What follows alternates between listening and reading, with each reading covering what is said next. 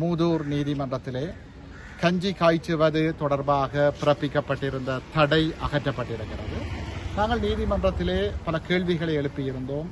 தென்னிலங்கையிலே பாட்சோறு கொடுப்பது சட்டவிரோதமாகாது என்றால் எவ்வாறு வடக்கு கிழக்கிலே கஞ்சி கொடுப்பது சட்டவிரோதமாகும் என்ற ஒரு கேள்வியை எழுப்பியிருந்தோம். இதை இவ்வாறே தொடரவிட்டால் எதிர்காலத்தில் வீடுகளில் கஞ்சி காய்ச்சி உண்கின்றவர்களை கூட போலீசார் கைது செய்யக்கூடிய அபாயம் இருக்கின்றது என்று சுட்டிக்காட்டியிருந்தோம். எங்களுடைய வாதங்களை ஏற்ற நீதிமன்றம் ஏற்கனவே பிறப்பிக்கப்பட்டிருந்த தடையை அகற்றியிருக்கிறது. மற்றைய வழக்கிலே சந்தேக நபர்கள் ICCPR சட்டத்தின் கீழ் கைது செய்யப்பட்டிருக்கின்ற காரணத்தினால் அவர்கள் தொடர்பான அறிக்கையை துரிதமாக நீதிமன்றத்திலே சமர்ப்பிக்குமாறு நீதிமன்றம் போலீசாருக்கு உத்தரவிட்டிருக்கிறது. ஆகவே அவர்களையும் விரைவில் வெளியில் கொண்டு வருவதற்கான வாய்ப்புகள் ஏற்பட்டிருக்கிறது. உண்மையில் இந்த இடத்தில் நான் முஸ்லீம் சட்டத்தரணிகளுக்கு நன்றிகளை தெரிவிக்க கடமைப்பட்டிருக்கின்றேன். என்னோடு சேர்ந்து 10க்கும் அதிகமான முஸ்லீம் சட்டத்தரணிகள் ஆஜராகி இருந்தார்கள்.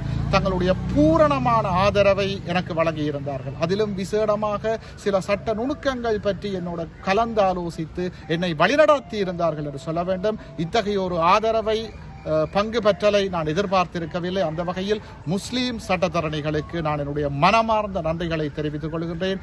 இது எதிர்காலத்தில் தமிழ் முஸ்லீம் இன ஒற்றுமைக்கும் வலுச்சேர்க்கின்ற ஒரு வழக்காக அமையும் என்று நம்புகின்றோம். நீதிக்கான எங்களுடைய போராட்டம் தொடரும்.